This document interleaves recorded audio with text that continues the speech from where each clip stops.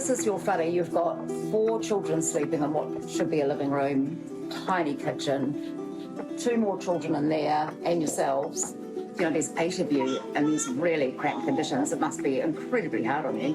Oh, it is. And you've been here for 4 years. Yes. Yes. And what you were told was kind of temporary accommodation.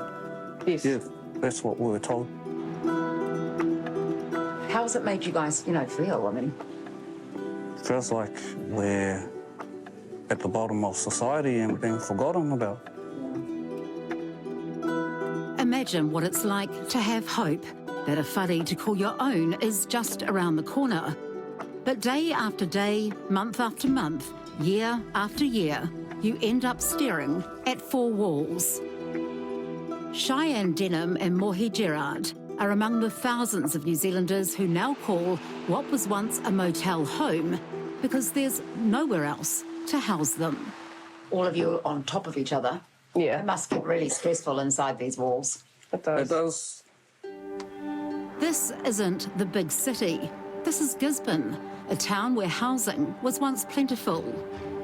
The couple have been trying unsuccessfully to obtain a private rental, only to be told by prospective landlords their whānau is too big. How did you guys end up there in the first place? Well, back in 2018, we got told that we had to move because the house was going up for sale. So we ended up calling Housing New Zealand. We were told that it was only emergency housing and there'd only be 3 months and that we would be housed. Mohi, what is it like for you as a dad seeing your tamariki grow up living in these cramped conditions? It breaks my heart because I can see on their face the sadness because of the living situation that we're in. Cheyenne and Mohi's 3 older children didn't want to be filmed for our story, embarrassed by their living conditions. They're teenagers now. It kind of drove them away from us and felt like we had lost their respect as parents because they want their own space. They want to be able to bring friends over. Does it just feel hopeless? It does. Oh, I feel like a failure. I feel like a failure to my family. I don't know what else to do. Cheyenne and Mohi are far from alone in their struggle to find long-term housing. As of July, there were nearly 8,300 people in emergency housing nationwide, almost half of them tamariki. Emergency housing lasts for up to 21 days. Our whānau is in a transitional home, of which there are 5,500, 899 of them motels. They feel like they are the forgotten people, whānau with roofs over their heads, but no place to call home. What would the dream be for you and your whānau? I'd just like to see our children have their own backyard. Here at a local Gisborne Housing Advocacy Centre, these young wahine are trying to help each other get into homes. So we're just here to walk alongside you and help you and make you aware that there is support out there. It's prompted them to start Manaaki Moves, a grassroots advocacy group working outside of government agencies. The group recently hit the headlines when it took direct action, helping a desperate whānau break into an empty kāinga order home. There's a massive waiting list for our social housing, and we've got empty houses that are just sitting. The mum involved, Levi Williams, says her whānau had no other choice after being cooped up in what had been a motel room for more than 2 years. So with the help of some housing advocates, you guys actually had to break into a home. What kind of led you to that? Desperation. Just being sick of the environment we were in for 2.5 years. They just knew. They reached out to us, and I just saw that as an opportunity to a better future. Levi and her whānau were quickly told to leave the kāinga order house due to prior meth contamination. But instead of going back to the former motel, they were finally given their own place to live.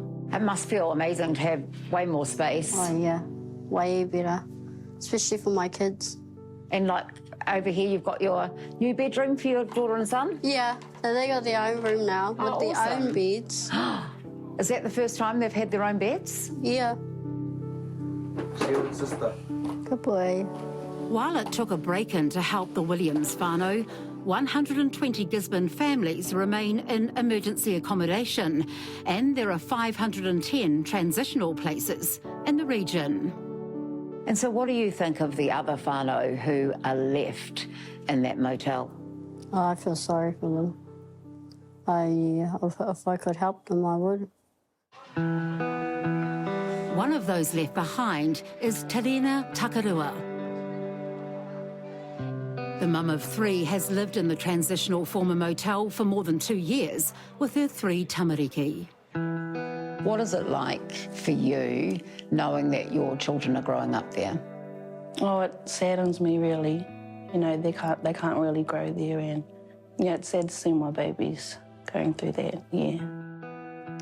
Is it stressful having so many whānau living all in one place, all under stress at the same time? Yes, no, it is, and it's also hard for me because where I'm staying, I actually can't have family support. What do you mean by that, you can't have family support? Well, we're not allowed visitors or anything like that there, so, you know. You're not allowed visitors? No, we're not allowed visitors where I stay.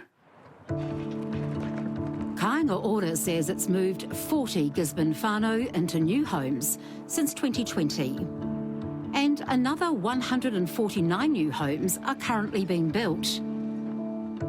But local housing advocate Tuta Ngarimu says the crisis is so bad it would take at least 500 new homes to ease the pressure. You see whānau every day in need. How bad is it in Gisborne? Yeah, it's really bad. We're talking about years now. You know, nothing's really changed. It's getting worse. One of the issues we've been told by agencies involved is the reality is there are no homes to transition them to. That's right. Yeah, that may be right. But in the meantime, we've got these whānau, kids, babies that are sitting in these boxes, just waiting for things to happen, and nothing's happening. No one's thinking about them. They're just sitting in these rooms, in these little rooms, trying to bring up their kids, waiting. The organisation that runs the former motel in Gisborne, where our whānau live, told the hui it was only ever meant to be for short-term accommodation. It says the issue is that with sky-high rents, whānau can't afford to leave, and there's simply no state houses to move them into. That means the waiting game continues. The hope of one day moving into a whare of their own is still a distant dream. What do you hope for your tamariki in the future? Well, I hope that they never have to go through this, and I hope we can, you know, find us a house and yeah, never have to be in this predicament again, because it is hard. We stressed all the resources that we possibly could stress, and we followed the advice of the system that we should trust in, that it's going to work and we're going to get housed, but it doesn't work. 4 years just about, and we're still here today in the same situation. So what do you want New Zealanders to know about what whānau like yourselves are going through? I want them to know that the system is failing everyone, because why are we still here? Doesn't make sense.